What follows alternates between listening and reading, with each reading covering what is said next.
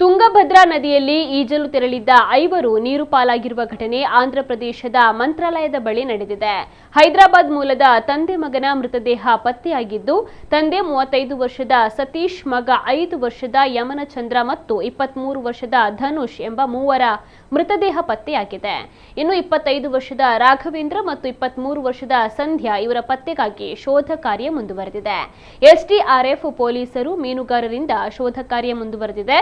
ಸಂಬಂಧಿಕರ ಮನೆಯಲ್ಲಿ ಸತ್ಯನಾರಾಯಣ ಪೂಜೆ ಹಿನ್ನೆಲೆ ಬಂದಿದ್ದವರು ಪೂಜೆಯ ಬಳಿಕ ನದಿಯಲ್ಲಿ ಈಜಲು ಹೋಗಿದ್ದಾಗ ಈ ದುರಂತ ಸಂಭವಿಸಿದೆ. ಸದ್ಯ ಪೊಲೀಸರು ಈ ಬಗ್ಗೆ ಪ್ರಕರಣವನ್ನು ದಾಖಲಿಸಿಕೊಂಡಿದ್ದು, ಕುಟುಂಬಸ್ಥರ ಆಕ್ರಂದನ ಮಾತ್ರ ಮುಗಿಲು ಮುಟ್ಟಿದೆ.